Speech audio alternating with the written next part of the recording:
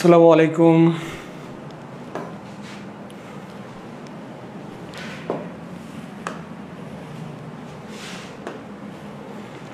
আসসালামু আলাইকুম রহমতুল্লাহ। সকলকে স্বাগত, শুভ অপরাহ্ন। অলরেডি আপনারা জানেন যে এবারের বিসিএস প্রশ্ন যারা দিয়েছেন তারা তো দেখেছেন, যারা দেননি তারাও জানেন যে মানে ভয়ঙ্কর লেভেলের, মানে সাংঘাতিক লেভেলের ক্রিটিক্যাল, ক্রিয়েটিভ, সৃজনশীল যেটি বলুন না কেন সে ধরনের প্রশ্ন ছিল। আর সবচেয়ে যদি বলা হয় সবচেয়ে কঠিন কোন অংশটুকু ছিল, তাহলে দুইটা অংশের কথা আসবে। একটি হলো বাংলা, তারপর হয়তো বা আইসিটি আসবে। তাহলে আমাদের মাতৃভাষা বাংলা, কিন্তু আমাদের বাংলা সবচেয়ে কঠিন, এবং এতটাই কঠিন যে আপনারা দেখবেন যে বিভিন্ন প্রতিষ্ঠান আছে, বিভিন্ন কোচিং সেন্টার, বিভিন্ন প্রকাশনী, তারা সলভ দেওয়ার চেষ্টা করতেছে এবং দিচ্ছে, এখনও দিচ্ছে। মানে গতকাল পরীক্ষা 12টার দিকে শেষ হয়েছে, এখন বাজে 3টা, 3:30। হ্যাঁ, তো এখনও কারো সলভ দেওয়া শেষ হয়নি, অন্তত বাংলার। দেখা যাচ্ছে যে একটি প্রশ্নের সলভ এই প্রকাশনী দিচ্ছে খ, আরেক প্রকাশনী ঘ, আরেকজন গ। মানে একই প্রশ্নের 2টা করে উত্তর সবাই দিচ্ছে এবং আপনারা কনফিউজড এবং কাকে বিশ্বাস করবেন বুঝতে পারছেন না। আমি চেষ্টা করছি ক্ষুদ্র মানুষ হিসেবে যতটা একদম কনক্রিট এভিডেন্স সহ উপস্থাপন করব আপনাদের সামনে ইনশাল্লাহ। আশা করি আপনাদেরকে আশ্বস্ত করতে পারবো যে আমি যে রেফারেন্সটা গ্রহণ করেছি সেটি শতভাগ বা 99% অ্যাকুরেট। সেই জন্য সাথেই থাকতে হবে, ধৈর্য সহকারে আমরা প্রত্যেকটি প্রশ্ন ব্যাখ্যা সহকারে ইনশাল্লাহ সলভ করব এবং সেই এভিডেন্স সহকারে। আচ্ছা, ওয়ালাইকুম আসসালাম, আশা করি সকলে ভালো আছেন। আচ্ছা, আমরা শুরু করি। হ্যাঁ, শুরুতেই আচ্ছা, সেট নাম্বার এটি হলো গ নাম্বার সেট ছিল, তো গ নাম্বার সেট অনুযায়ী এখানে প্রশ্নগুলো সাজানো আছে একদম যেভাবে ছিল সেভাবেই। সেই অনুযায়ী আপনারা একটু মিলাই নিন আপনাদের সাথে, যারা পরীক্ষা দিয়েছেন আর যারা দেননি তারা ব্যাখ্যা সহকারে শোনেন, আপনাদেরও জ্ঞানের পরিধি আশা করি বাড়বে। এবং আপনারা যারা সামনে প্রিপারেশন নেবেন তাদের কিভাবে প্রস্তুতি নিতে হবে, কিভাবে ডিপ অ্যানালাইসিস করে পড়া উচিত, মুখস্থ বিদ্যা ছেড়ে একটু সৃজনশীল উপায় কিভাবে পড়া যায় সে বিষয়ে একটু ধারণা আসবে। এটা শুধু যে চাকরির ক্ষেত্রে তা না, আমাদের আসলে সকল ক্ষেত্রে একটু জানার জন্য পড়া উচিত। জানাশোনা থাকলে সৃজনশীল জিনিস যখন জানবেন, জ্ঞানের পরিধি বাড়বে, তখন তো সাধারণ জিনিস পারবেন, তা বাদে যখন এরকম ক্রিয়েটিভ প্রশ্ন হবে সেখানে উত্তর করতে পারবেন। শুরুতে দেখতে পাচ্ছেন যে এমন প্রীতি কভু নাহি দেখি শুনি, পরাণে পরাণ বান্ধা আপনা আপনি, কার লেখা? এটি এক মধ্যযুগ থেকে একটি প্রশ্ন করা হয়েছে। আপনারা জানেন যে বাংলা সাহিত্যে আদিযুগ, মধ্যযুগ থেকে প্রায় 5টি প্রশ্ন হওয়ার কথা থাকে, এবং আধুনিক যুগ থেকে আমাদের প্রায় হলো 15টি প্রশ্ন হয়। এখানে এমন প্রীতি, এটি হলো বৈষ্ণব একটা কবিতা, বৈষ্ণব কবিতা। সেখানে হলো চণ্ডীদাসের, বৈষ্ণব কবিতা চণ্ডীদাসের। এটি নিয়ে আসলে বেশি কিছু বলার দরকার নেই, কারণ বলার জায়গাও নাই, কারণ এটি নিয়ে কারোর মধ্যে কোনো কনফিউশন নাই। আপনারা ইতিমধ্যে এটা উত্তর পেয়ে গেছেন এবং সব জায়গার উত্তরগুলো একই। আমি সেই জায়গাটাতে একটু সময় বেশি নিব যেগুলোতে সমস্যা আছে। তাহলে এটি চণ্ডীদাস। আমরা 2 নম্বরে যাই। আচ্ছা, ফোর্ট উইলিয়াম কলেজ পর্বে রচিত বাংলা বইগুলো, এই প্রশ্নটাতে সমস্যা আছে। যে আমরা জানি যে বাংলা গদ্যের বিকাশের জন্য 1800 সালে ফোর্ট উইলিয়াম কলেজ প্রতিষ্ঠা হয়। এই ফোর্ট উইলিয়াম কলেজের প্রধান উইলিয়াম কেরিকে নিযুক্ত করা হয়, এবং তারপরে বাংলা গদ্যের বিকাশ করার জন্য বিভিন্ন বই লেখা হয়। কিন্তু এই বইগুলো আসলে কি ছিল? এই বইগুলো কি সংস্কৃত বইয়ের অনুবাদ, নাকি ফার্সি বইয়ের অনুবাদ, নাকি ইংরেজি, নাকি পণ্ডিতদের রচিত মৌলিক গ্রন্থ? আসলে কি ছিল? তো এই প্রশ্নটির উত্তর দেখবেন যে সব জায়গায় ঘ নাম্বার দিচ্ছে যে পণ্ডিতদের রচিত মৌলিক গ্রন্থ। কিন্তু আমি আপনাদেরকে একটু বলতে চাই, আসলে এতগুলো লেখা সম্ভব না। আপনাদেরকে একটু বলি যে কয়েকটি বইয়ের নাম বলি, সবগুলোর নাম তো আমারও মুখস্থ নয়, আমি একটু দেখেই বলি। যেমন চণ্ডীচারণ মুন্সির তোতা ইতিহাস, এটি হলো ফার্সি গল্প, তুতিনামা থেকে। তারপরে তারিণীচরণ মিত্রের হলো অরিয়েন্টাল ফেবুলিস্ট, এটি হলো ঈশপের উপকথা, অ্যাশপস ফেবলস থেকে। হরপ্রসাদ রায়ের পুরুষ পরীক্ষা, এটি হলো ডেকামের বইয়ের অনুবাদ, ইতালীয়, ঠিক আছে, ডেকামেরন, ইতালীয় অনুবাদ। তাহলে একটু খেয়াল করুন, যারা বইগুলো লিখছিলেন তাদের কিন্তু আমরা ফার্সি পেলাম, ইতালীয় পেলাম, ইংরেজি পেলাম, তাই না? আবার সব জায়গায় উত্তর দিচ্ছে মৌলিক গ্রন্থ, কিন্তু না, আসলে এখানে সংখ্যাটা দেখতে হবে। হ্যাঁ, মৌলিক গ্রন্থও ছিল, সংস্কৃত অনুবাদও ছিল, ফার্সিও ছিল, আবার ইংরেজিও ছিল। কিন্তু আমি 2টা কনক্রিট এবং একদম শক্ত এভিডেন্স আছে আমার কাছে, যেখানে একটু খেয়াল করুন। এটি হলো বাংলা সাহিত্যের ইতিবৃত্ত, অসিত কুমারের লেখা বই। আচ্ছা, আমার এক্সাম আলহামদুলিল্লাহ হয়েছে, আর সবাই যেরকম দিচ্ছে সেরকমই বলা যায়, একটু মোটামুটি, দেখা যাক।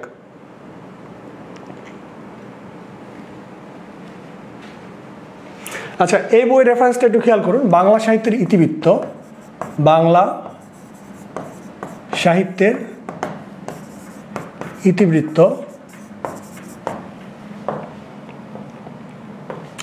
অসিত কুমারের লেখা বই। হ্যাঁ, অসিত কুমারের লেখা বই। সেখানে তিনি কি বলছেন দেখেন, শুধু এটা না, আরও একটা বই আছে, সেখানে কি বলছেন যে ফোর্ট উইলিয়াম কলেজে বাংলা পড়াতে গিয়ে বিদেশিদের সহজে বাংলা ভাষা শেখাবার জন্য কেরি খুব চিন্তিত হলেন। তিনি দেখলেন সহজ বাংলায় লেখা গদ্য গ্রন্থ প্রকাশিত না হলে বিদেশিকে বাংলা শেখানো অত্যন্ত দুরূহ। বিদেশিদের বাংলা শেখানোর জন্যই কিন্তু ফোর্ট উইলিয়াম কলেজের বিকাশটা করা হয়েছিল। তখনও কোনো গদ্য গ্রন্থের পুঁথি তার হাতে আসেনি, তাই তিনি নিজে বাংলা গদ্যে বই লিখলেন এবং বাঙালি অধ্যাপক ও অন্যান্য পণ্ডিতদের দিয়েও লিখিয়ে নিলেন। পণ্ডিত ও লেখকদের উৎসাহ দেওয়ার জন্য তিনি কলেজ কর্তৃপক্ষের কাছ থেকে পণ্ডিত মুন্সিদের জন্য অনেক পুরস্কার ও অন্যান্য নানা ধরনের সহায়তা চেয়ে নিলেন। তার অধীন অধ্যাপক মণ্ডলী এবং বাইরের কেউ কেউ তার নির্দেশে অনেকগুলো বাংলা গদ্য গ্রন্থ লিখেছিলেন। তো একটু খেয়াল করুন, এই লাইনটা খেয়াল করুন, অনেকগুলো বাংলা গদ্য গ্রন্থ লিখেছিলেন। অবশ্য প্রায় সবগুলি সংস্কৃত, ইংরেজি ও ফার্সি থেকে অনুদিত এবং অধিকাংশ পুস্তিকা গল্প কাহিনীমূলক। এই লাইনটা খেয়াল করুন, প্রায় সবগুলি, কি বলছে, প্রায় সবগুলি। এবং প্রথমে কি আছে, প্রথমে আছে হলো সংস্কৃত, কি আছে, সংস্কৃত, ইংরেজি ও ফার্সি থেকে অনুদিত। এবং আসলেই ম্যাক্সিমাম বই ছিল হলো সংস্কৃত থেকে অনুদিত, মানে সবচেয়ে বেশি সংখ্যক। তো এই জন্য সবাই উত্তর দিচ্ছে মৌলিক গ্রন্থ, কিন্তু আসলে মৌলিক গ্রন্থ যে দু একটি ছিল সেগুলো নিয়েও ডিবেট আছে, সেগুলো আসলে মৌলিক না, সেগুলো ইংরেজির অনুদিত, কিন্তু সবচেয়ে বেশি ছিল হলো সংস্কৃত থেকে অনুদিত। সেই জন্য অবশ্যই উত্তর হবে হলো আমাদের সংস্কৃত বইয়ের অনুবাদ। তাহলে ফোর্ট উইলিয়াম কলেজের যে রচিত বইগুলো ছিল সে বইগুলো হলো সংস্কৃত বইয়ের অনুবাদ। আমি কিন্তু নিজেও গতকাল যে সলভ দিয়েছিলাম সেখানে পণ্ডিতদের রচিত মৌলিক গ্রন্থ দিয়েছিলাম, কিন্তু পরে এটি নিয়ে মানে একটু রিসার্চ করার পরে বা একটু ঘাঁটার পরে, সোর্স ঘাঁটার পরে দুইটা বই থেকে স্ট্রিক্ট বই, একটা দেখালাম, আরও একটা সেখানে পেয়েছি যে সংস্কৃত বইয়ের অনুবাদ এগুলো। হ্যাঁ, আচ্ছা, তারপর দেখুন যে সাহিত্যের রূপ ও রীতির বিচারে কোন গ্রন্থটি ব্যতিক্রম। সাহিত্যের রূপ ও রীতির বিচারে আমরা যদি একটু লক্ষ্য করি, এখানে যে শেষের তিনটি দেখছি, শেষের তিনটি হলো উপন্যাস। এই তিনটি হলো উপন্যাস। দিবারাত্রির কাব্য মানিক বন্দ্যোপাধ্যায়ের উপন্যাস, মানিক বন্দ্যোপাধ্যায়।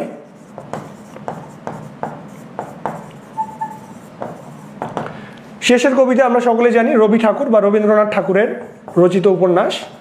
আর নদী ও নারী, এটা হলো হুমায়ুন কবির রচিত উপন্যাস। আর বাংলা কাব্য, আসলে বাংলা কাব্য নামে বাংলাদেশে বা বাংলা সাহিত্যে কোনো মানে কিছু নেই, কিন্তু একটি আছে, সেটি বাংলার কাব্য। অপশানে ছিল বাংলা কাব্য, কিন্তু বাংলা কাব্য নামে কিছু নেই, আছে বাংলার কাব্য। বাংলার কাব্য হলো হুমায়ুন কবিরেরই একটি মানে কাব্য নিয়ে একটা সমালোচনামূলক গ্রন্থ, সমালোচনামূলক বাংলা কাব্য নিয়ে একটি সমালোচনামূলক গ্রন্থ। ঠিক আছে, তাহলে আমাদের উত্তর হলো বাংলা কাব্য, এবং এটি নিয়েও কোনো ডিবেট নেই। আচ্ছা, বিরাট গরু ছাগলের হাট, এইটি নিয়ে প্রচুর ডিবেট আছে, প্রচুর, এক একজন এক এক মতবাদ দাঁড় করাচ্ছে। ঠিক আছে, তো আশা করি আপনারা সবাই এখানে উপকৃত হবেন এই জায়গাটা দেখে। সারা জীবন আপনারা শিখে এসেছেন যে বিরাট গরু ছাগলের হাট, এটি ভুল শিখে এসেছেন। কেন ভুল? কারণ গরু ছাগল বিরাট হয় না, বিরাট কি হয়, হাট বিরাট হয়। তাহলে এটি অপপ্রয়োগ। আমরা এসএসসিতে শিখেছি, অ্যাডমিশনও শিখেছি। তাহলে বাক্যটির শুদ্ধরূপ কি?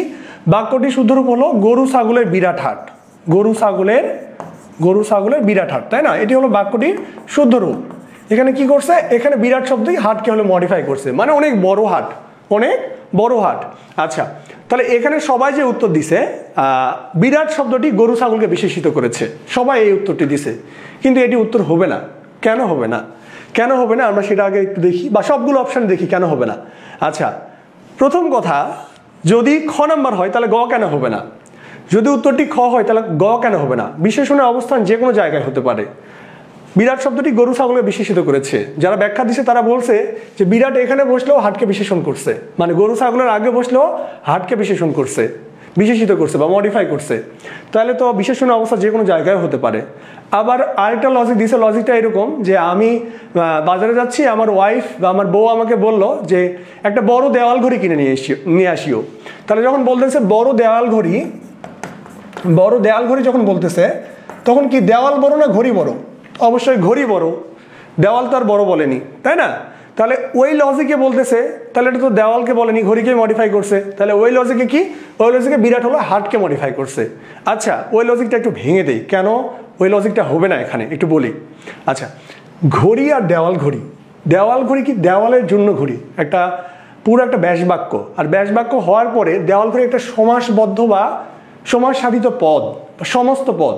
তো একটা সমস্ত পদের পুরো একটা পদ, আর পুরো একটা পদকে অবশ্যই মডিফাই করতে পারবে বড়। বড় এখানে শুধু ঘড়িকে না, শুধু দেওয়ালকে না, পুরো দেওয়াল ঘড়িকে মডিফাই করছে। দেওয়ালের জন্য যে ঘড়ি, সে দেওয়াল ঘড়িকে মডিফাই করছে। এই জন্য ওই লজিক যারা দিচ্ছেন বা দিচ্ছে সেটি হবে না, ঠিক আছে। তাহলে বড় দেওয়াল ঘড়ি এখানে শুধু দেওয়াল বা ঘড়িকে না, দেওয়াল ঘড়ি একটা সমস্ত পদ, পুরো পদটাকে মডিফাই করছে। তাহলে আমাদের কি হতে পারে, আমাদের কি বলছে যে ব্যানারে লেখা এই শিরোনামকে অপপ্রয়োগ বলা যায় না কেন। অপপ্রয়োগ তো অবশ্যই, কিন্তু এই অপশান অনুযায়ী যদি চিন্তা করি কিভাবে অপপ্রয়োগ বলা যাবে না, আমাকে এই বিষয়টি দেখতে হবে। তাহলে বিরাট শব্দটি হার্টকে বিশেষিত করেছে, এটা তো কখনোই হবে না। আচ্ছা এটাই উত্তর দিয়েছে সবাই, সবাই হলো উত্তর দিয়েছে ক, বিরাট শব্দটি হার্টকে বিশেষিত করেছে, এটা কখনোই হয় না, ঠিক আছে। কারণ আমরা কি জানি, আমরা জানি যে নাউনের আগে অ্যাডজেক্টিভ বসে, তাই না, বিশেষ্যের আগে বিশেষণ বসে, বসে কি করে, বিশেষিত করে, এটাই তো রুলস। তাহলে যদি হার্ট এখানে যদি বসতো তাহলে এটি হলো বিশেষণ, আর এটি কি, এটা হতো নাউন, তাই না। কিন্তু এখানে বিশেষণ অবস্থা যে কোনো জায়গায় হতে পারে না, হতে পারে না, যে কোনো জায়গায় হতে অবশ্যই পারে না। আচ্ছা তাহলে আমার হতে পারে হয় খ নয়তো ঘ। আচ্ছা খ কেন হতে পারে বা ঘ কেন হতে পারে আমরা একটু ব্যাখ্যা করি। বিরাট শব্দটি গরু ছাগলকে বিশেষিত করেছে, অবশ্যই আমার মনে হয় যে ব্যাকরণিক দৃষ্টিকোণ থেকে আমরা যদি চিন্তা করি তাহলে বিরাট শব্দটি কি করছে, গরু ছাগলকে বিশেষিত করেছে। কিভাবে? আচ্ছা আমি মনে করেন যে আমার বাসায় গোয়াল ঘর আছে, কি আছে, গোয়াল ঘর, মানে গরু রাখার ঘর আছে। তো এই গোয়াল ঘর, আমার দুইটা গোয়াল ঘর, আমার হলো গোয়াল ঘর হলো দুইটা, আমার বাসায় দুইটা গোয়াল ঘর আছে। তো একটা গোয়াল ঘরে আমি কি রাখি, আমি বড় গরু রাখি, একটা গোয়াল ঘরে আমি ছোট গরু রাখি। তাহলে আমি যদি বলি যে বড় গরুর গোয়াল ঘর, তো একটু খেয়াল করেন তো, বড় গরু আর যদি বলি ছোট গরুর গোয়াল ঘর, তো একটু লক্ষ্য করুন, বড় গরুর গোয়াল ঘর আর ছোট গরুর গোয়াল ঘর। তাহলে এই বড়টা কি গোয়াল ঘরকে মডিফাই করছে নাকি গরুকে মডিফাই করছে, এই বড় ছোট? তাহলে এই বড় ছোট কিন্তু অবশ্যই এই গরুকে মডিফাই করছে, বড় গরুর গোয়াল ঘর, ছোট গরুর গোয়াল ঘর। তার মানে ব্যাকরণিক দৃষ্টিকোণ থেকে কিন্তু বিরাট গরু ছাগলকে মডিফাই করতে পারে, ব্যাকরণিক দৃষ্টিকোণ থেকে, ঠিক আছে। কিন্তু বাক্যটি অপপ্রয়োগ, কেননা এখানে শুধু গরু ছাগলের হাট তো এভাবে হয় না, গরু ছাগলের হাটে কি থাকে, হাটটি বড় হয়, সকল ধরনের গরু ছাগলই থাকে, কিন্তু ব্যাকরণিক দৃষ্টিকোণ থেকে বিরাট কি গরু ছাগলকে মডিফাই করতে পারে। সেই জন্য কি, সেই জন্য এটি উত্তর হয় যথার্থ। তবে যদি প্রশ্নকর্তা মনে করে যে প্রয়োগ অশুদ্ধতা হারিয়েছে, অশুদ্ধতাটা আসলে সেভাবে হারায়নি, কারণ আমরা সবাই সচেতন, অনেকেই জানি এই ব্যাপারটি। তাহলে আমরা ব্যাকরণিক দৃষ্টিকোণ থেকে দেখলে আমাদের খ নম্বর উত্তরটি বেশি গ্রহণযোগ্য বা অধিক গ্রহণযোগ্য। তারপর আমরা একটু লক্ষ্য করি যে অজড় শব্দের বিপরীত কোনটি। অজড় মানে কি, অজড় মানে হলো জরা বা বার্ধক্য রহিত, জরা বা বার্ধক্য রহিত, বার্ধক্য রহিত। বার্ধক্য রহিত মানে কি, রহিত করা বা রদ করা মানে হলো থেমে থাকা, মানে যার কি আসবে না, যার হলো যে বৃদ্ধ হবে না, মানে যৌবন বুঝাচ্ছে, কি বুঝাচ্ছে, যৌবন, ঠিক আছে। তাহলে বার্ধক্য রহিত, যার কি আসে না, যার বার্ধক্য আসে না, মানে যৌবন বুঝাচ্ছে। তাহলে যৌবনের বিপরীত কি হবে, এখানে বিপরীত চেয়েছে, তাহলে যৌবনের বিপরীত অবশ্যই কি, অবশ্যই হলো বার্ধক্য। ব্যাং, ব্যাং শব্দটি অনুসার দিয়ে লিখতে হবে কেন? যদি অ্যাডমিশন ক্যান্ডিডেট এখানে থেকে থাকো তোমরাও দেখবে, উপকৃত হবে, কারণ তোমরা সকলে একটি নিয়ম পড়ো। এটি একদম একটা সম্পূরক কোশ্চিন, ঠিক আছে, সম্পূরক কোশ্চিন একটা সূত্রের পরিপূরক হিসাবে। কিভাবে আমরা একটু লক্ষ্য করি।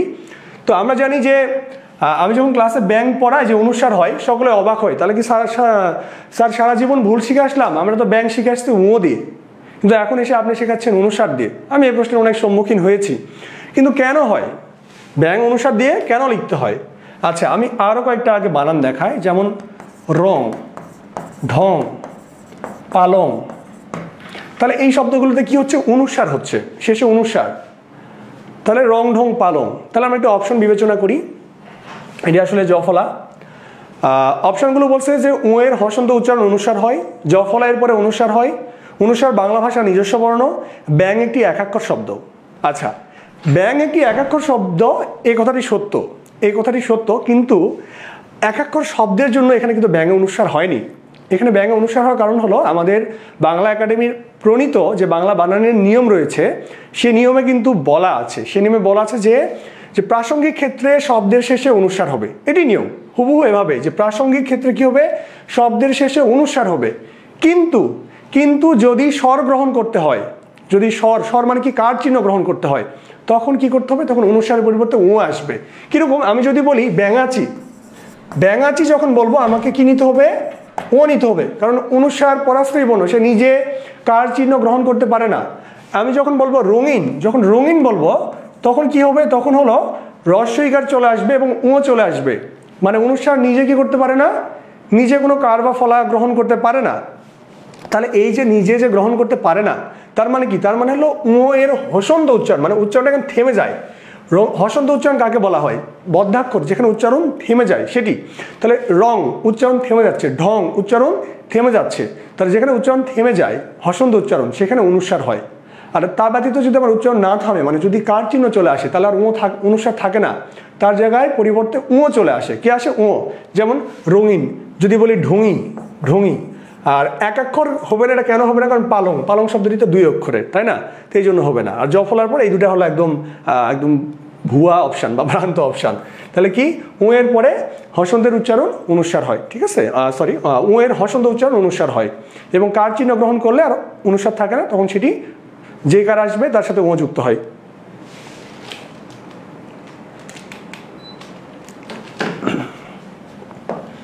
তারপর দেখি, সে কৌতুক করার কৌতূহল সংবরণ করতে পারলো না, এই বাক্যে কি কারণে ত্রুটিপূর্ণ, এই বাক্যটি কি কারণে ত্রুটিপূর্ণ।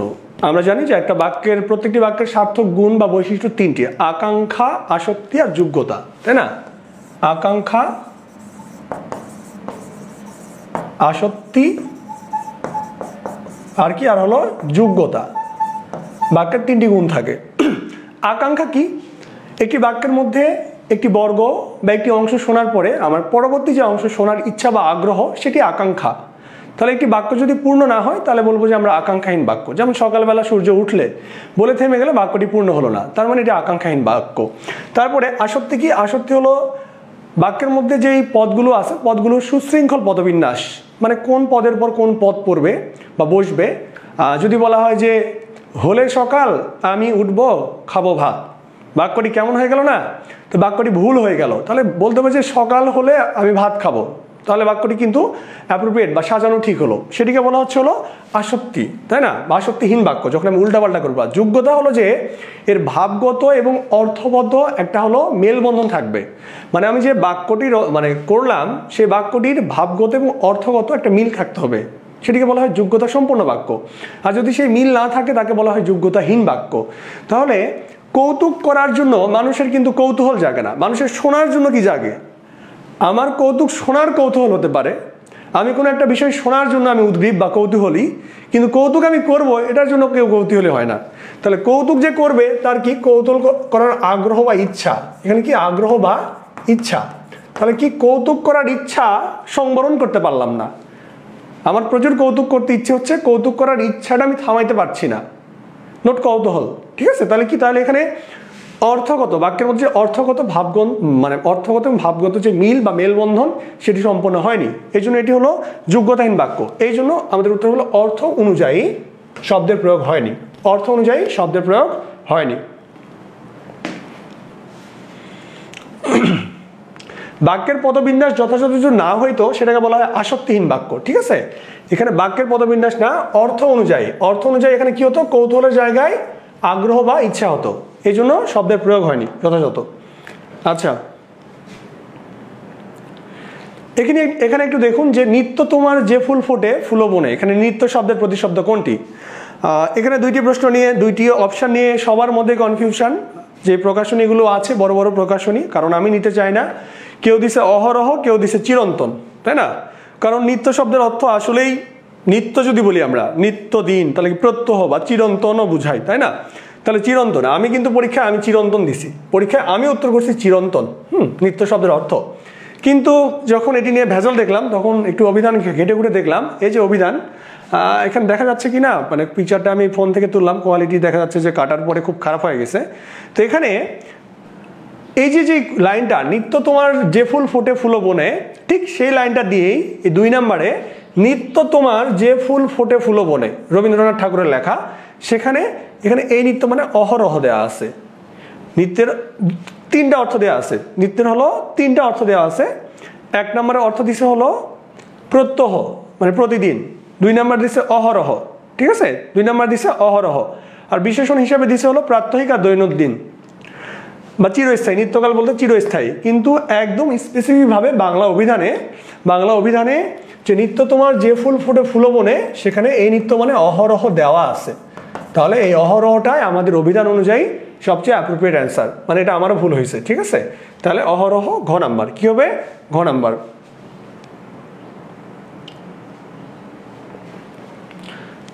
তারপর দেখি আমরা যে বাক্যের মধ্যে শব্দ অবস্থান করে কিভাবে। এই প্রশ্ন নিয়েও সমস্যা। এই প্রশ্ন কেউ দিছে ক, কেউ বলতে ম্যাক্সিমামই ক দিছে, শুধু এক জায়গায় দেখলাম গ দিছে। আসলে ক হবে না গ হবে, ক হবে না গ হবে, সে বিষয়টা আমরা একটু দেখি। প্রশ্নটি আরেকবার পড়ি যে বাক্যের মধ্যে শব্দ কিভাবে অবস্থান করে। কর্তা ও ক্রিয়ার পদবিন্যাস অনুযায়ী, অর্থ ও ভাব অনুযায়ী, বর্গ বা গুচ্ছ আকারে, স্বাধীন পদের পরিচয় নিয়ে। একটু আমরা বোঝার চেষ্টা করবো বাক্যের মধ্যে শব্দ কথাটা কি আছে, শব্দ কিভাবে বসে। এখানে 2টা বিষয় মাথায় রাখা জরুরি। একটি হলো যে শব্দ আর পদের মধ্যে পার্থক্য বুঝতে হবে। বাক্যের মধ্যে যখন শব্দ ব্যবহৃত হয় তখন তার নাম চেঞ্জ হয়ে যায়, তার নাম হয়ে যায় পদ। তাহলে বাক্যের মধ্যে পদ এবং পদের যে বিন্যাস হয়, আমরা এখানে যদি চাইতো যে বাক্যের গঠন কিভাবে হয়, বাংলা বাক্য গঠনের নিয়ম কিরকম, যদি বাংলা বাক্যের গঠন প্রকৃতি চাইতো, তাহলে বাক্যের গঠনটি হতো কিন্তু এরকম যে কর্তা প্লাস কর্ম প্লাস ক্রিয়া, কর্তা প্লাস কর্ম প্লাস ক্রিয়া। বা বাক্যে পদ কিভাবে বসে যদি এরকম হতো, তাহলে কিন্তু কি হতো কর্তা প্লাস কর্ম প্লাস ক্রিয়া। কিন্তু কি বলছে শব্দ কিভাবে অবস্থান করে। তো যারা নতুন স্টুডেন্ট, যারা 2020-এর পরে এসএসসি দিয়েছে, তারা এটি খুব ভালো করেই জানে যদি পড়ে থাকে। বাক্যের মধ্যে শব্দ বর্গ বা গুচ্ছ আকারে বসে। তোমরা বা আপনাদের কাছে যাদের কাছে নতুন বইটি আছে বাংলা ব্যাকরণ, ওখানে হলো বর্গ নামে একটা শব্দের বর্গ মানে বাক্যের বর্গ নামে একটা হলো চ্যাপ্টার আছে। চ্যাপ্টারটা খুলে দেখবেন, ওখানে 4 প্রকার বর্গ আছে: বিশেষ্য বর্গ, বিশেষণ বর্গ, ক্রিয়া বিশেষণ বর্গ এবং ক্রিয়া বর্গ। আমি আপনাদের যদি 2-1টা উদাহরণ দেই, 2-1টা উদাহরণ যদি দেখাই, যেমন যদি বলি যে অসুস্থ ছেলেটি আজ স্কুলে আসেনি, আমি বই থেকেই নিচ্ছি, একদম সেই বই থেকেই। অসুস্থ ছেলেটি আজ স্কুলে আসেনি, আজ স্কুলে আসেনি। একটু খেয়াল করুন, এই যে অসুস্থ ছেলেটি, এই পুরোটা একটা বর্গ, এই বাক্যের একটা বর্গ। এই বর্গকে বলা হচ্ছে বিশেষ্য বর্গ। তাহলে এখানে কিন্তু অসুস্থ ছেলে শব্দ দুইটি বর্গ আকারে বসছে। তাহলে কি বাক্যের মধ্যে শব্দ কিভাবে বসে, বর্গ আকারে বা গুচ্ছ আকারে। যেমন আরো একটি বাক্য যদি বলি যে ফুলটা দেখতে ভারী সুন্দর, যদি কি বলি আমি, যদি বলি ফুলটা দেখতে ভারী সুন্দর, তাহলে একটু খেয়াল করুন, ফুলটা দেখতে ভারী সুন্দর। এখানে এই যে ভারী সুন্দর দুইটা একসাথে বসছে, ভারী সুন্দর। এই ভারী সুন্দরটা হলো ক্রিয়া বিশেষণ বর্গ। তাহলে বাক্যের মধ্যে শব্দ কিভাবে বসে, গুচ্ছ আকারে বসে। যেমন ভারী সুন্দর একসাথে বসছে, বা বর্গ আকারে, এটিকে বর্গ বলা হয়। এটিকে বলা হচ্ছিল বিশেষণ বর্গ, এটিকে বলা হচ্ছিল বিশেষ্য বর্গ। তাহলে বাক্যের মধ্যে শব্দ কি আকারে বসে, বর্গ বা গুচ্ছ আকারে। তাহলে অবশ্যই যারা কর্তা বা ক্রিয়া দিচ্ছে তাদের এটি নিয়ে আরো ভাবা উচিত। তাদের আরো ভাবা উচিত। ক কোনোভাবেই হবে না, উত্তর হবে হলো গ, বর্গ বা গুচ্ছ আকারে। বাংলা একাডেমির আধুনিক বাংলা অভিধানের সম্পাদককে, এটি আসলে সকলেই জানে, বা যারা জানেন না তারা জেনে নেবেন, জামিল চৌধুরী। বাংলা একাডেমির যে আধুনিক বাংলা অভিধান সেটি সম্পাদনা করেছেন হলো জামিল চৌধুরী। তারপর লক্ষ্য করি যে কোন মঙ্গল কাব্যে ঐতিহাসিক চরিত্র আছে। আসলে এটি নিয়ে তেমন একটা ডিবেট নেই। অন্নদামঙ্গল সবাই দিয়েছে, অন্নদামঙ্গল, কিন্তু আসলে এখনো স্ট্রিক্ট এভিডেন্স পাওয়া যায়নি যে অন্নদামঙ্গল কেন। এখনো কনক্রিট যে একটা এভিডেন্স বা তথ্য দিব সেটি এখনো পাওয়া যায়নি। তো উত্তরটি গ্রহণ করুন যে গ, অন্নদামঙ্গল। কোন কাব্যে আলাওল ব্যক্তিগত জীবনের কথা লিখেছেন। এটি আসলে মানে প্রশ্নকর্তা হয়তো একটু দূরদর্শিতা দেখাইতে গিয়ে অদূরদর্শিতা দেখায় ফেলছেন। খুবই ক্রিয়েটিভ প্রশ্ন করছেন, মাশাআল্লাহ। কিন্তু এই যে দুই একটা প্রশ্ন, এই ধরনের প্রশ্ন করতে গেলে সিলেবাস ফলো করতে হয়। তো সিলেবাস যদি নাই ফলো করে তাহলে সিলেবাস দেওয়ার দরকার কি? বাংলা ব্যাকরণের যে সিলেবাস, সেই সিলেবাস তো ফলোই করেনি, ঠিক আছে, নিজের ইচ্ছে মতো প্রশ্ন করছেন। আচ্ছা যাই হোক, তো এই প্রশ্নটিও ঠিক সেরকমই। এই প্রশ্ন বলছেন যে আলাওল মধ্যযুগের একজন কবি, সেই কবির ব্যক্তিগত জীবন বা আত্মজীবনী লিখেছেন কোন কাব্যের মধ্যে? তো আলাওলের বিখ্যাত কাব্য হলো পদ্মাবতী, এটা হলো মালিক মোহাম্মদ জাসির পাদুম্বাদ থেকে অনুদিত। আর হপ্তপৈকর সিকান্দারনামা তোহফা এগুলো হলো অনুদিত গ্রন্থ। তো অনুদিত গ্রন্থ হলেও সবগুলোতেই একদম এটা সত্য তথ্য, একদম স্ট্রিক্ট তথ্য যে সব তথ্যতেই হলো তার ব্যক্তিগত জীবনের ছায়াপাত আছে, সবগুলোতেই। পদ্মাবতীতেও আছে, হপ্তপৈকরও আছে, সিকান্দারনামাতেও আছে, তোহফাও আছে। তোহফা যদিও নীতিমূলক কাব্য, কিন্তু তোহফার শুরুতেও সিকান্দারনামার ছোটবেলার কথা আছে এবং বাকিগুলোতে তার জেলে যাওয়া, তার কারাভোগ করা, এসব ব্যাপারে উল্লেখ আছে, মানে সবগুলোই উত্তর। কিন্তু আরেকটা জায়গায় দেখা গেল যে একটা পত্রিকায় দেখা গেল কিছুদিন আগে প্রকাশিত, সেই পত্রিকায় বলছিল যে সিকান্দারনামাতে আলাওল তার ব্যক্তি জীবনের কথা লিখেছেন। তাহলে প্রশ্নকর্তা যদি এখন সেই পত্রিকা থেকে প্রশ্ন করে থাকে বা সেই কলামটা যদি তারই লেখা হয়ে থাকে, তাহলে উত্তর নিতে পারে সিকান্দারনামা, ঠিক আছে। কিন্তু আসলে সঠিক উত্তর হলো চারটিতেই তার ব্যক্তিগত জীবনের কথা লেখা আছে, চারটিতেই। তুরস্ক ভ্রমণ কার লেখা? যারা আমাদের পেজ ফলো করেন তাদেরকে বারবার বলেছিলাম যে আমি যেই সাহিত্যিকদের বা লেখক পরিচিতিদের যে নোটগুলো শেয়ার করতেছি ক্লাসে, নোটগুলো অবশ্যই আপনারা দেখবেন। এবং 2 দিন আগে বলছিলাম যে এখান থেকে কমন আসবে, যেমন ইসমাইল হোসেন সিরাজি, আল মাহমুদ আর ফরুক আহমদ, কায়কোবাদ, মীর মোশাররফ, এই 5 জনের নাম আমি প্রথম থেকে বলে আসছিলাম। যারা আমাদেরকে ফলো করেন এই 5 জন দেখবেন, তো এই 5 জনের আমাদের পেজে এখনো দেওয়া আছে। তো একটু খেয়াল করেন, এই যে ঠিক সেম এই জিনিসটি কিন্তু পেজে এখনো আছে, আপনারা খুঁজলেই পাবেন, এটি পেজে এখনো আছে। তো লক্ষ্য করুন যে সৈয়দ ইসমাইল হোসেন সিরাজি এবং 4 স্টার 3 স্টার, এই 3 স্টার কিন্তু এখনো দেওয়া আছে। আমি এটা কিন্তু পরে বানাই নিয়ে আসিনি, পেজে আছে, আপনারা গিয়ে দেখতে পারেন। তাহলে দেখুন, একটা সাজেশন দিয়েছি যে ভ্রমণ কাহিনী তুরস্ক ভ্রমণ, সেখানে 3টা স্টার দেওয়া আছে।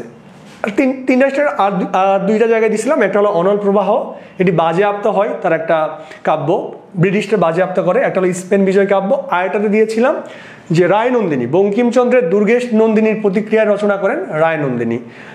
বঙ্কিমচন্দ্র ওখানে হলো মুসলমান মেয়ের সাথে হিন্দু মেয়ের ছেলের প্রেম দেখাইছিল, তিনি উল্টাটা করছেন রায় নন্দিনীতে, ঠিক আছে, উল্টাটা করছেন হলো প্রতিক্রিয়া জানায়।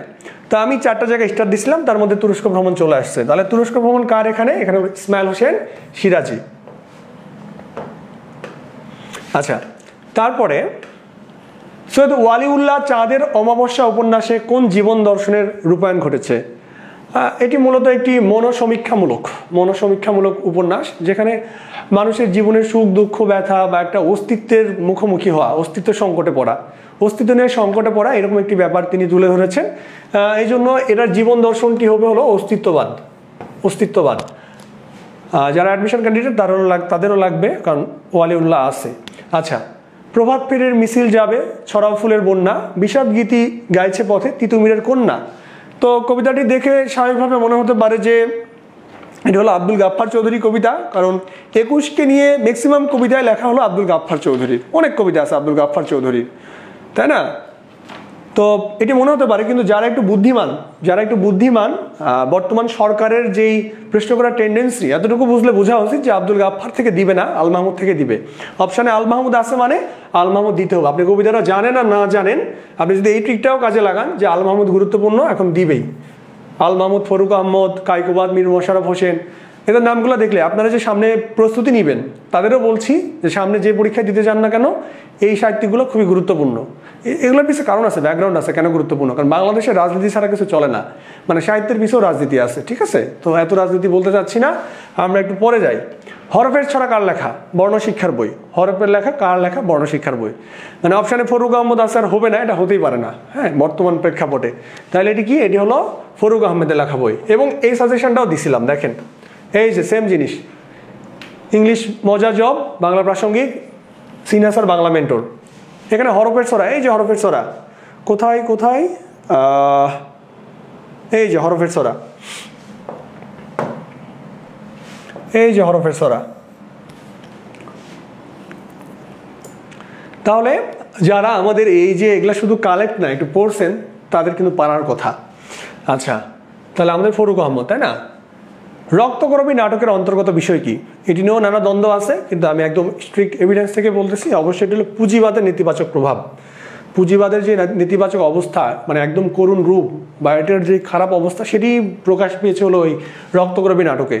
আসলে এই ধরনের প্রশ্ন কেউ কি রক্তকরবী নাটক পড়ে গিয়ে পরীক্ষা দিছে? ব্যাপারটা এরকম না। আসলে এত ক্রিয়েটিভ প্রশ্ন শিক্ষার্থীদের খুবই ভুগিয়েছে। আচ্ছা, মীর মশাররফ হোসেন সম্পর্কে কোন তথ্যটি যথার্থ নয়?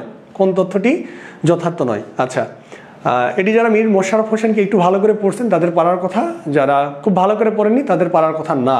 আবার অপশন টেস্ট করেও পারার কথা। তো অপশন টেস্ট করে 3 ঘন্টায় বিষাদ সিন্ধু রচিত হয়, এটি অনেকেই জানেন।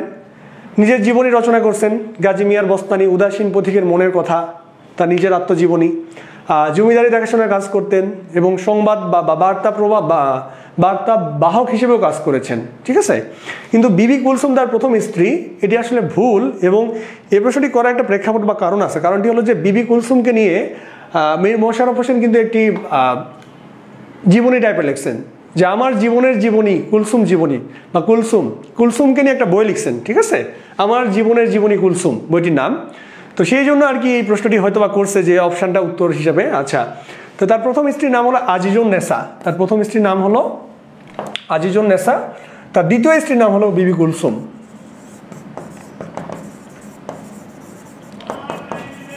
প্রথম স্ত্রী হলো আজিজুন নেসা, এরকম বানান, আজিজুন নেসা তার প্রথম স্ত্রী। তাহলে বিবি কুলসুম তার প্রথম স্ত্রী, এই তথ্যটি ভুল। বিবি কুলসুম কি তার দ্বিতীয় স্ত্রী। জীবানন্দ দাশের মৃত্যুর পর কোন কাব্যগ্রন্থ প্রকাশিত হয়? জীবানন্দ দাশ হলো মৃত্যুবরণ করে 1954 সালে, যদি ভুল না করে থাকে 1954 সালে মৃত্যুবরণ করেন। তার মৃত্যুর পরে 1957 সালে প্রকাশিত হয়। 1957-তে প্রকাশিত হয় হলো রূপসী বাংলা। এবং তারপরেও একটি কাব্য প্রকাশিত হয়, সে কাব্যটির নাম হলো বেলা অবেলা কালবেলা। বেলা অবেলা কালবেলা হলো 1961 সালে। বেলা অবেলা কালবেলা, কিন্তু বেলা অবেলা কালবেলা কিন্তু অপশানে নেই, তাই না? তাহলে মৃত্যুর পরে তার 2টি কাব্যগ্রন্থ প্রকাশিত হয়। নেক্সট পরীক্ষা হয়তো আসতে পারে, রূপসী বাংলা দিল না, দিল বেলা অবেলা কালবেলা।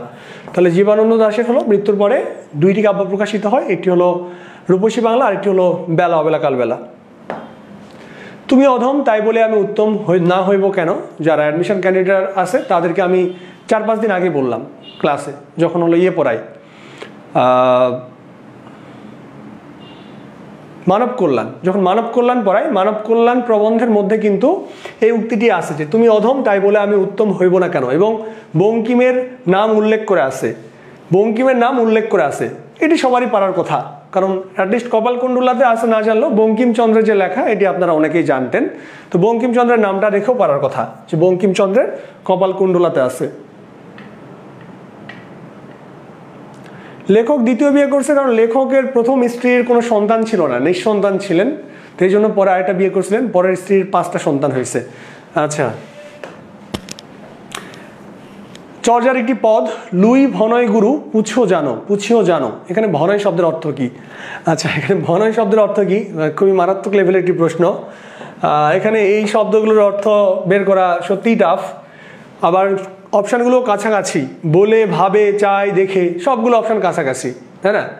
তো যদি বলতো পুষি মানে কি, তাহলে হয়তো সবাই বুঝতে পারতাম। কারণ আমাদের আঞ্চলিক ভাষায় বলে যে পুসলি বা পুসলু, আঞ্চলিক ভাষায় বলা হয় পুসলু মানে জিজ্ঞাসা করলু। তাহলে এই পুষি মানে হলো জিজ্ঞাসা করা, কি করা? জিজ্ঞাসা করা বা জিজ্ঞাসা করা। তাহলে লুই বলতে এখানে লুইপা, আদি কবি লুইপা। চর্যার যে আদি কবি লুইপা ভনয় গুরু মানে তো বুঝি, গুরু মানে আমাদের যেই আধ্যাত্মিক গুরু বা শিক্ষক গুরু, হ্যাঁ, সে গুরু। সেখানে কি ভনয় মানে কি? তাইলে জানো মানে জিজ্ঞেস করো বা শোনো, ব্যাপারটা এরকম। পুষু মানে জিজ্ঞেস করা, জানো মানে হলো কোনো বিষয় জানতে চাওয়া বা জ্ঞান অর্জন করা, কোনো বিষয় জানতে চাওয়া বা জ্ঞান অর্জন করা। তাহলে মানে কি দাঁড়াচ্ছে যে জ্ঞান অর্জন করতে বা জ্ঞান অর্জন করার জন্য কি বলছে? যে গুরুকে জিজ্ঞেস করতে বলছে। লুইপা কি বলছে? লুইপা বলছে যে জ্ঞান অর্জন করার জন্য গুরুকে বলো বা গুরুকে জিজ্ঞেস করো। তাহলে গুরুকে জিজ্ঞেস করার কথা বলছে, তাহলে বলা, তাহলে লুই বলে, ভনয় মানে কি বলে, তাহলে লুইপা বলে, লুইপা বলে জ্ঞান অর্জন করার জন্য জিজ্ঞেস করো কাকে? গুরুকে। তাহলে আসলে এগুলো খুবই টাফ, কারণ অপশান চারটাও কাছাকাছি। এই ধরনের প্রশ্ন আসলেই টাফ।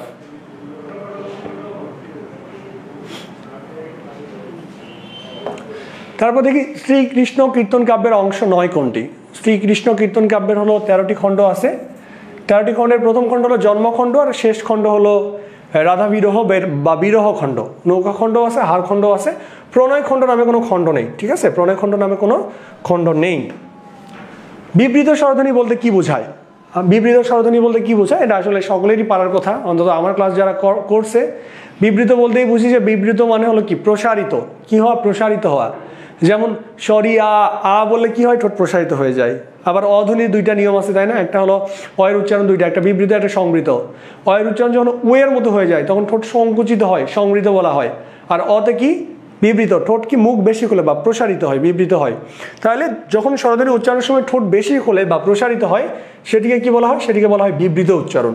আর যখন ঠোঁট সংকুচিত হয় বা কম খোলে, সংকুচিত হয়, সেটিকে বলা হয় সংবৃত উচ্চারণ। আমরা উচ্চারণের ক্ষেত্রে দুইটি ক্ষেত্রে এটি খেয়াল করে থাকবো। এটা হলো স্বরীয় দুইটা উচ্চারণ, এটা হলো স্বরীয় আর এটা হলো ও। এই স্বরীয়টাকে বলা হয় হলো বিবৃত, কারণ স্বরীয় ঠোঁট বেশি খোলে আর ওতে সংকুচিত হয়, সংবৃত। আর একটা ক্ষেত্রে দেখে থাকি এর ক্ষেত্রে, এর একটা স্বাভাবিক উচ্চারণ, একটা হলো এর মতো উচ্চারণ, এ। ঠিক আছে, বা এ দুইভাবেই থাকতে পারে, এরকম উচ্চারণ। এই এটাকে বলা হচ্ছে কি? এটাকে বলা হচ্ছে হলো সংবৃত। আর এই এটা কি? আমাদের ঠোঁট হলো বেশি প্রসারিত হয়ে যাবে বা বেশি খুলবে, এই জন্য একে বলা হয় বিবৃত। এই দুইটি ব্যাপারই। আর যারা স্বরধ্বনি ছক পড়েছেন সেখানে দেখবেন আ হলো বিবৃত স্বরধ্বনি। ঠোঁট আতে কি হয়? ঠোঁট বেশি প্রসারিত হয় বা বেশি খুলে যায়। তাহলে আমাদের উত্তর হলো যে যখন ঠোঁট বেশি খুলে সেটিকে কি বলা হয়? বিবৃত স্বরধ্বনি।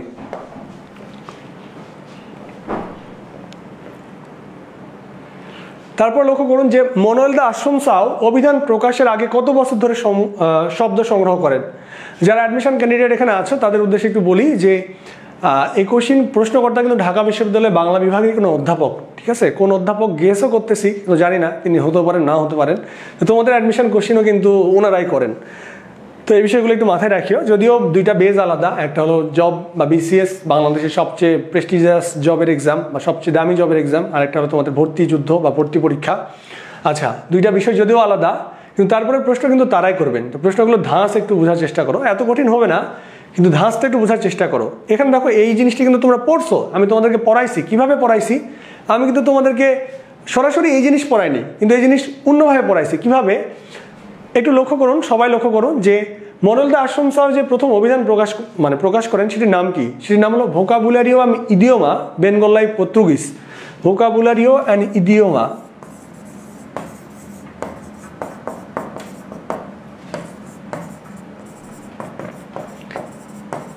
ইডিওমা বেনগল্লাই পর্তুগিজ।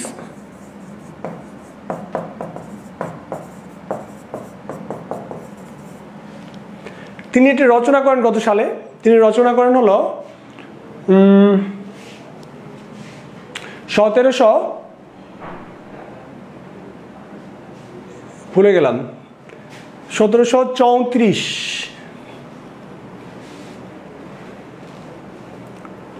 ভর্তিতে তো এমন 5%ই পাস করে, ভর্তিতে তো সবাই পাস করে না। আচ্ছা, আমাকে একটু মনে করাই দেন যদি কারো মনে থাকে যে মনোয়েল দা আশ্রম সাউ যে ভোকাবুলারিয়াম ইডিওমা বেনগল্লাই পর্তুগিজ লিখছেন, এটি হলো কত সালে? আচ্ছা, 34 আর 43 মোস্ট প্রবাবলি। আচ্ছা, ভুল ত্রুটি হলে একটু মার্জনা সুন্দর দৃষ্টিতে দেখিয়েন, ব্রেন কাজ করছে না। 1734 সালে, যতদূর মনে পড়েছে 1734 সালে তিনি এটি হলো রচনা করেন, রচনা বা রচনায় হাত দেন, কিন্তু প্রকাশ করেন 1743 সালে পর্তুগালের লিসবন থেকে। কই থেকে? পর্তুগালের লিসবন থেকে। তো এই যে 34 আর 43 এর মধ্যে একটা ব্যবধান হলো 11 বছর। এর মধ্যে ব্যবধান কত? 11 বছর। তাহলে এখানে 11 যেহেতু অপশানে নেই, তাহলে কি 9-10 বছর? কত বছর? আমরা 9-10 বছর নিতে পারি। এই 9-10 বছর ধরে তিনি কি করছেন? শুধু শব্দ সংগ্রহ করছেন, করে এটি রচনা করছেন 1743 সালে। তাহলে 34 থেকে 43, সরি 34 আর 43 কত হয়? 11 তো হয় না, 9 হয়। 9, 34 থেকে 43, 9-10ই হয়, 9-10। ঠিক আছে, কারণ 43 থেকে 34 বাদ দিলে 9 বছর, কিন্তু 2টা বছর যদি আমরা কাউন্ট করি হাতে তাহলে কিন্তু 10 হবে। 34, 35, 36, 37, 38, 39, 40, 41, 42, 43 হাতে কাউন্ট করলে কিন্তু 10ই হবে। 34 একটা বছর, 43 একটা বছর। হ্যাঁ, মাইনাস করলে 9 হবে, কিন্তু বছর কাউন্ট করলে 10 হবে। তো এই জন্য কি 9-10 বছর। আচ্ছা,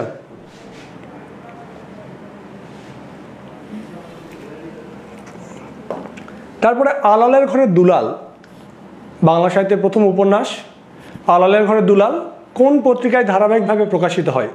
ধারাবাহিকভাবে যে পত্রিকায় প্রকাশিত হয় সেই পত্রিকাটির নাম হলো মাসিক পত্রিকা। মাসিক।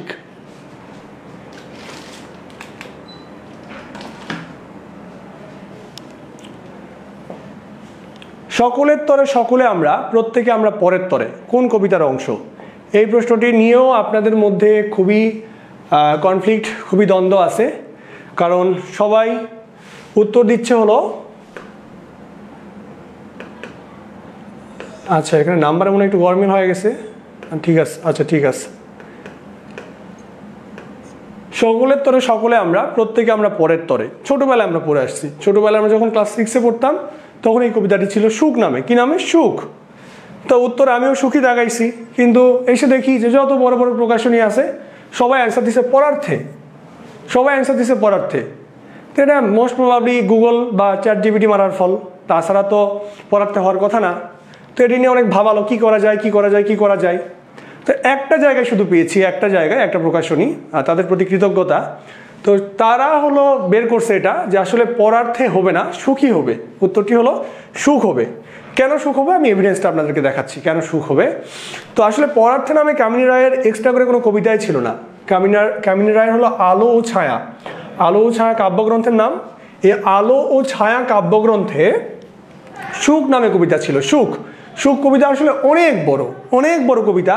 তার একদম শেষ অংশ বা অল্প একটু অংশ আমাদের পাঠ্যভুক্ত করা হয়েছিল বা পাঠ্যবইয়ের অন্তর্ভুক্ত করা হয়েছিল। সেখানে কি আছে? আপনারে লয়ে বিব্রত রহিতে আসে নাই কেউ অবনী পরে, সকলের তরে সকলে আমরা, প্রত্যেকে আমরা পরের তরে। ঠিক আছে? অনেকেই বলতেছে যে মোরা আর আমরা, মোরাটা হলো মুদ্রণজনিত ভুল। বাংলাদেশের যে বই সেগুলোতে মুদ্রণজনিত ভুল। তাহলে মোরা নয়, এখানে আমরাই হবে। এখানে কি হবে? আমরাই হবে। জুন 1880 সালে কিন্তু এটা হলো মুদ্রিত। আচ্ছা না, 1925-এ মুদ্রিত, কিন্তু 80 সালে লেখা। জুন 1880-তে লেখা কবিতা, কামিনী রায়ের লেখা, কামিনী রায়ের লেখা। তো আসলে পরার্থে তাইলে কি? পরার্থে একটি স্বতন্ত্র কোনো কবিতা নয়, কারণ এই যে সুখ কবিতা, সুখ কবিতারই একটি অংশ পরবর্তীতে পরার্থে নামে ছাপানো হয়েছে বা পরার্থে নামে প্রকাশ করা হয়েছে। কিন্তু মূল যে কবিতা, মূল যে কাব্য, সেটি হলো আলো ছায়া কাব্যগ্রন্থের সুখ কবিতা থেকে নেওয়া, সুখ থেকে নেওয়া।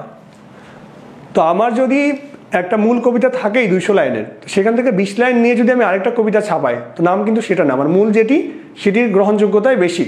তাহলে উত্তর কি হবে? উত্তর হলো সুখ। যারা পরার্থে দেখতেছেন তারা আশা করি এটার পর আর আপনাদের কনফিউশন থাকবে না।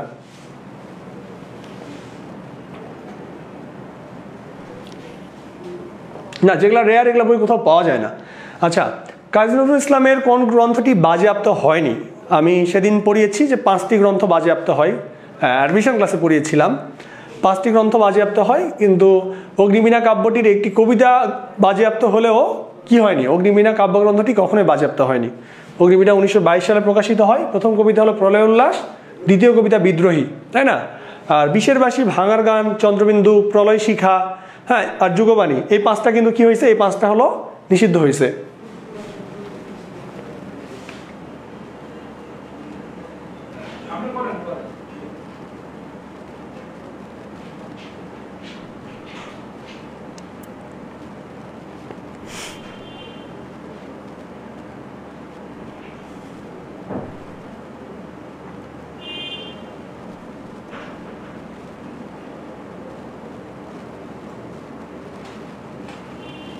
ওকে, তাহলে প্রথম নিষিদ্ধ গ্রন্থ হলো যুগবাণী। নজরুলের প্রথম নিষিদ্ধ গ্রন্থ হলো যুগবাণী। এখানে তো 3টা আছে, আরেকটা হলো প্রলয় শিখা, আরেকটি হলো প্রলয় শিখা। নজরুলের মোট নিষিদ্ধকৃত গ্রন্থ এই 5টি। ঠিক আছে? এই 5টি নিষিদ্ধ হলো। পরবর্তীতে ব্রিটিশ সরকারের আমলে এদের আবার বাজেয়াপ্তকরণ তুলেও দেওয়া হয়, প্রত্যাহার করা হয়। কিন্তু অগ্নিবীণা কাব্যটি কখনোই নিষিদ্ধ হয়নি। শুধু অগ্নিবীণার পূজার সংখ্যকে প্রকাশিত একটি মাত্র কবিতা হলো নিষিদ্ধ হয়ে বাজেয়াপ্ত হয়েছিল, কিন্তু পুরো কাব্যগ্রন্থটি কখনোই বাজেয়াপ্ত বা নিষিদ্ধ হয়নি। আচ্ছা, জসীমউদ্দিনের কবর কবিতাটি কোন কাব্যের অন্তর্গত? কবর। আপনাদের যে স্যামুয়েল স্যার রয়েছে, স্যামুয়েল স্যারকে কবর কবিতা আবৃত্তি করে নিয়েছি, তো স্যামুয়েল স্যারও পরীক্ষা দিয়েছেন, তিনি এটি সঠিক করেছেন। আমার প্রতি তিনি গ্রেটফুল, কেননা এই কবিতাটা আমি তাকে সাজেস্ট করেছিলাম, তিনি পড়েছেন এবং পাশাপাশি পড়েছিলেন যে কোন কাব্যগ্রন্থের অন্তর্গত। রাখালি কাব্যগ্রন্থের অন্তর্গত। রাখালি, ওইখানে তো দাদির কবর ডালিম গাছের তলে। গৌরী প্রাকৃত বলতে কি বোঝায়? গৌরী প্রাকৃত যারা অ্যাডমিশন ক্লাস করছে তাদের এটি পারার কথা, পারলেও পারতে পারে, কারণ অ্যাডমিশন ক্লাসে এই জিনিসগুলো বাংলা ভাষার যে উৎপত্তি, আপনারা যারা জবে আছেন তাদেরও যদি কখনো ক্লাস নেওয়ার সুযোগ হয় এই টপিকের উপর, তখন A to Z একদম গোড়া থেকে ধরে সব কিছু আলোচনা করা হবে ইনশাল্লাহ। তো সেখানে আলোচনা করেছিলাম গৌরী প্রাকৃত মানে কি। গৌরী প্রাকৃত মানে গৌড় অঞ্চলের মুখের ভাষা, আর মাগধী প্রাকৃত মানে হলো মগধ অঞ্চলের মুখের ভাষা। কারণ প্রাকৃত শব্দটির অর্থ হলো স্বাভাবিক, প্রাকৃত মানে স্বাভাবিক, তাহলে ওই অঞ্চলের মানুষের মুখের যে স্বাভাবিক ভাষা সেটিকে কি বলা হচ্ছে? সেটিকে বলা হচ্ছে গৌড় প্রাকৃত। হ্যাঁ, গৌড় সাহিত্যের কিন্তু স্বাভাবিক কোনো রীতি নয়। কি বলা হচ্ছে? গৌড় অঞ্চলের মানুষের মুখের ভাষা, মুখের ভাষা, স্বাভাবিক ভাষা, বিকৃত উচ্চারণও নয়, লিখিত নমুনাও নয়, স্বাভাবিক কোনো রীতিও নয়, একদম স্বাভাবিক বা সাধারণ যে ভাষা সেটিকেই গৌরী প্রাকৃত বলা হচ্ছে। আর মাগধী প্রাকৃত বলা হচ্ছিল মগধ অঞ্চলের মানুষের মুখের ভাষা।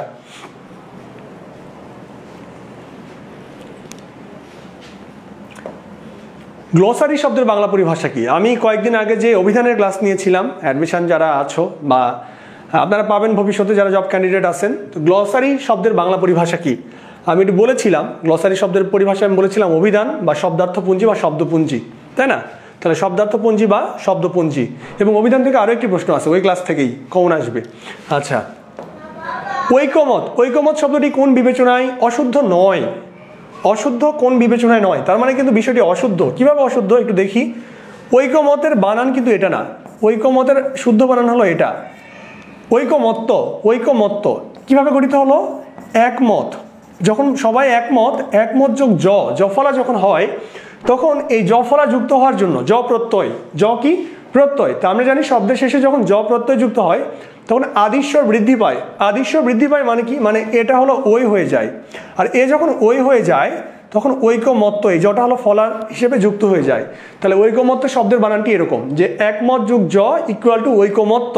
কিন্তু এখানে যে বানানটি ঐকমত, আপনারা এখন দেখে থাকবেন যে ঐকমত্য কমিশন হয়েছে, বাংলাদেশে ঐকমত্য কমিশন হয়েছে। এই কমিশনটি গঠিত হওয়ার পরে বুদ্ধিজীবী বলেন বা যারা টকশো করে বা যারা সাংবাদিক, যারা পত্রিকা নিউজ পেপার লিখে, সবাই ভুল করে না, তবে 90% লোকজন ভুল করে। 90% লোকজন ভুল করে কি করে? এই ঐকমত এই বানানটি ব্যবহার করে, ঠিক দুর্ঘটনা দুর্নীতি যেভাবে দীর্ঘকালে ব্যবহার করে, ঠিক এরকম একটি প্রচলিত ভুল। তো এটি খুবই ক্রিয়েটিভ একটা প্রশ্ন, মানে সাধুবাদ জানাই এরকম একটা প্রশ্নের জন্য।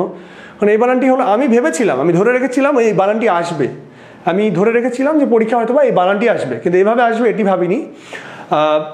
শব্দটি কোন বিবেচনায় অশুদ্ধ নয়, কোন বিবেচনায় নয়, আমরা যদি একটু সমাসের নিয়মে যাই, সমাসের নিয়মে গেলে কি হবে? ঐকমত দুইটি আলাদা শব্দ, পূর্বপদ পরপদ। আমরা একটু খেয়াল করি, ঐক্য হলো কি? ঐক্য হলো পূর্বপদ, আমাদের ঐক্য পূর্বপদ, আর মত কি? মত হলো পরপদ, তাই তো? তাহলে পূর্বপদ পরপদ, আর দুইটা পদের মিলে কি এখানে পরপদের প্রাধান্য বেশি, মানে মতের প্রাধান্য বেশি। ঐকমত মানে কি? মানে মতের ঐক্য। আমরা যদি বলি যে মতের ঐক্য, তৎপুরুষ সমাস, ষষ্ঠী তৎপুরুষ, মতের ঐক্য মানে মতের কি আছে? একতা আছে, সেটিকে ঐকমত বলা হচ্ছে। ঠিক আছে? তাহলে আমরা যদি সমাসবদ্ধ পদ হিসেবে চিন্তা করি তাহলে কিন্তু আবার ঐকমত শব্দটি শুদ্ধ হয়ে যাচ্ছে। কিন্তু বানানগত দিক বা শব্দের যে গঠনগত দিক সেদিকে চিন্তা করলে কিন্তু শব্দটি ভুল। সেদিকে চিন্তা করলে আমাদের শব্দটি কি হবে? ঐকমত্য।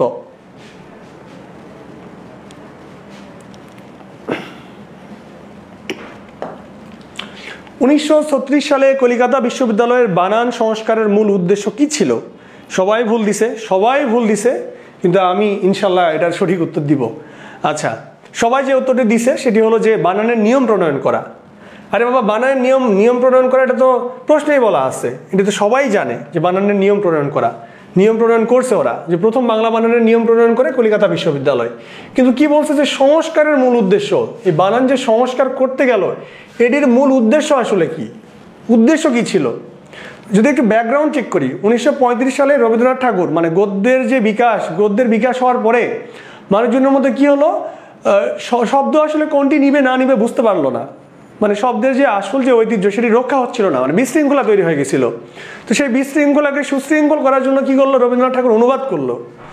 রবীন্দ্রনাথ ঠাকুর অনুবাদ করলো কলকাতা বিশ্ববিদ্যালয়কে যে বানান নিয়ে একটু কাজ করেন।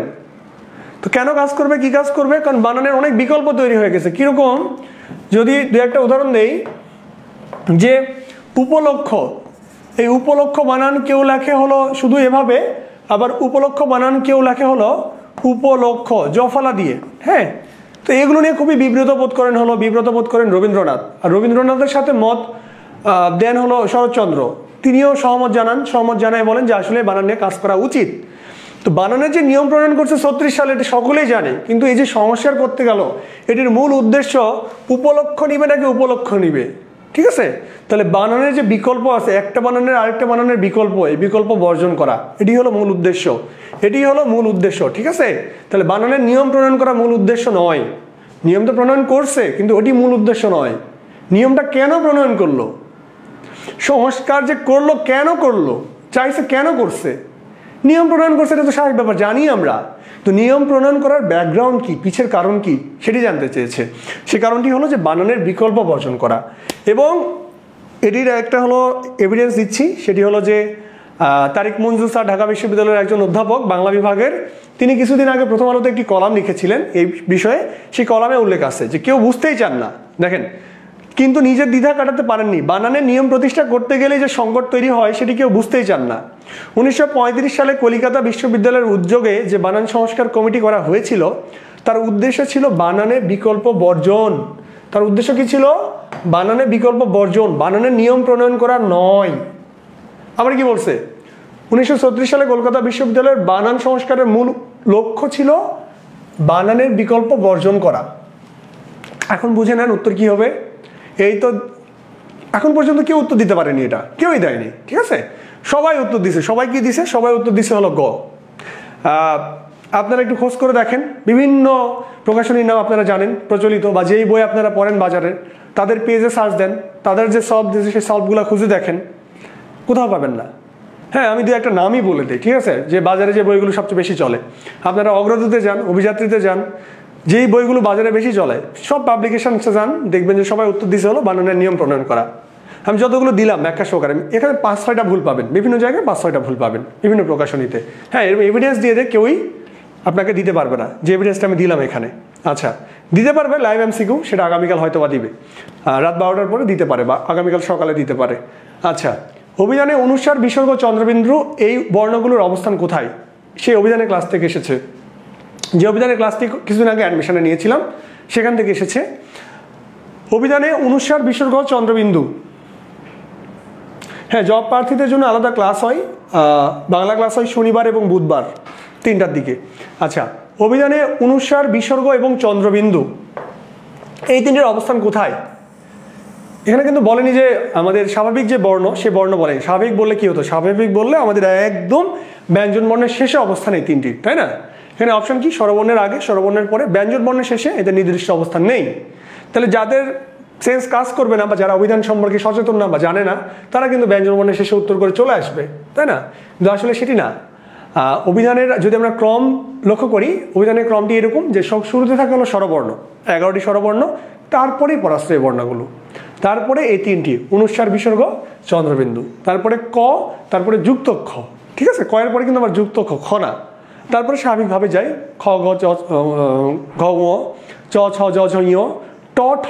এই ড এর পরে আবার ডয় শূন্য র আসে, ঢ এর পরে আবার ঢয় শূন্য র আসে, তারপরে আবার স্বাভাবিক, তারপরে অন্তস্থ জয়ের পরে অন্তস্থ অ আসে, ঠিক আছে? বাদ বাকি এগুলো স্বাভাবিক। তো এভাবে চলতে থাকে হলো আমাদের অভিধানের বর্ণানুক্রম। তো অভিধানের বর্ণানুক্রমটা অবশ্যই দেখে রাখবেন, ব্যাংকের জন্য গুরুত্বপূর্ণ, ব্যাংকেও আসে। তাহলে অবশ্যই স্বরবর্ণের শেষে, কোথায়? স্বরবর্ণের শেষে।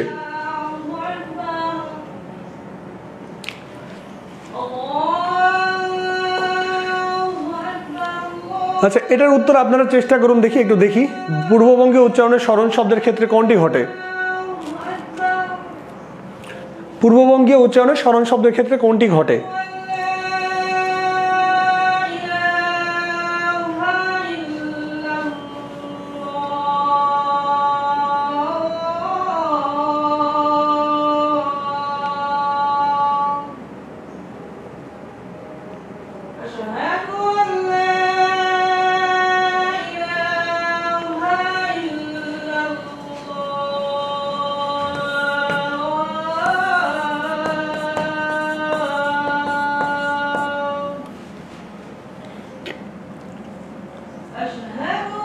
আচ্ছা, কেউ বলতেছেন ঘ, আক্তারুল ইসলাম বলতেছেন ঘ। ফলা কখন আসে স্যার? কিসের ফলা? ও আচ্ছা, মানে অভিধানে ফলা একদম শেষে আসে।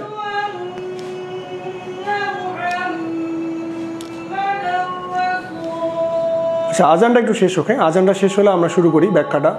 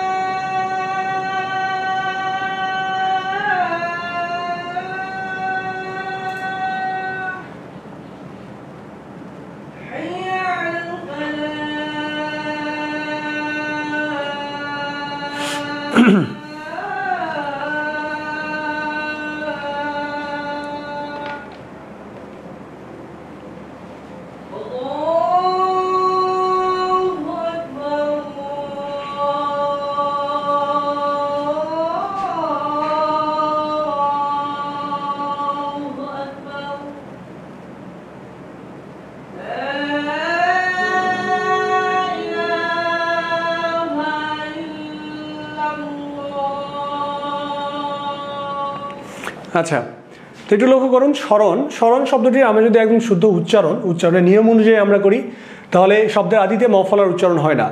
প্রথম নিয়ম, শব্দের আদিতে ম ফলার কোনো উচ্চারণ হয় না, তাহলে ম ফলার উচ্চারণটি হবে না। ঠিক আছে, এটা হলো নিয়মই, এটি ম ফলার উচ্চারণ হয় না। তো যেহেতু ম ফলার উচ্চারণ হয় না, তাহলে কি, তাহলে আমাদের দন্তস্বর উচ্চারণ কিসের মতো হয়ে যায়? তালবস্যের মতো হয়ে যায়। নিয়মটি আছে যে ত, র, ল, দন্ত এবং থ যদি এর সাথে যুক্ত না থাকে, তাহলে দন্তস্বর উচ্চারণ তালবস্যর মতো হয়। এবং যে ম ফলা উচ্চারণ হলো না, তার জন্য উচ্চারণটি আনুনাসিক হয়। কি হয়? আনুনাসিক।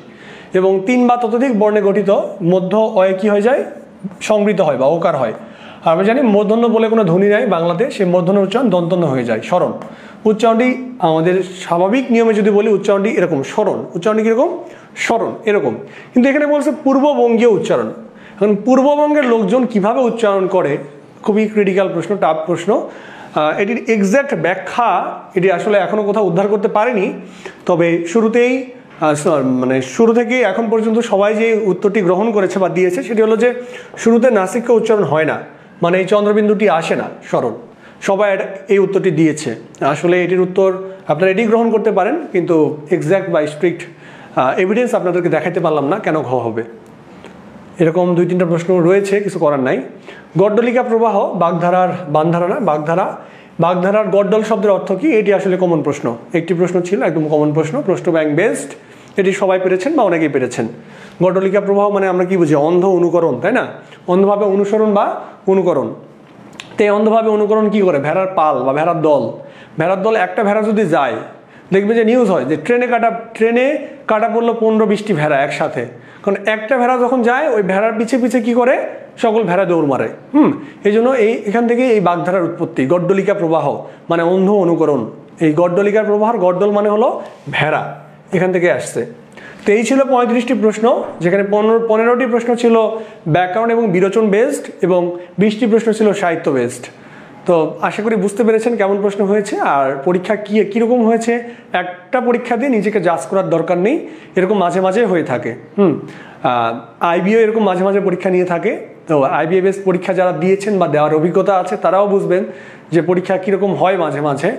তো বিসিএস একটা খেল দেখালো, দেখা গেছে যে গত বছর কাটমার্কস ছিল 116-17, এই বছর হয়তো বা 90-95 নেমে আসবে। মানে এমন এক ধাক্কা দিল, এক ধাক্কায় 20-25 মার্কস কমে গেল। হ্যাঁ, আর বিসিএসের প্রতি মানুষের একটা ক্রেজ, সেই ক্রেজটাও হয়তো বা একটু কমে যাবে যে কোশ্চিনটা করছে। ব্যক্তিগতভাবে আমার কাছে, আমি তো বাংলা পড়াই, তারপরেও ব্যক্তিগতভাবে আমার কাছে মনে হয়েছে যে বাংলা প্রশ্নটি অত্যন্ত কঠিন হয়েছে, মানে একজন সাধারণ স্টুডেন্টের জন্য এই ধরনের কোশ্চিন মোটেও সুইটেবল না, মোটেও না। বুঝতেই পারতেছেন যে এখনও 5-6টি প্রশ্ন আছে যে প্রশ্ন নিয়ে মতবিরোধ চলতেছেই।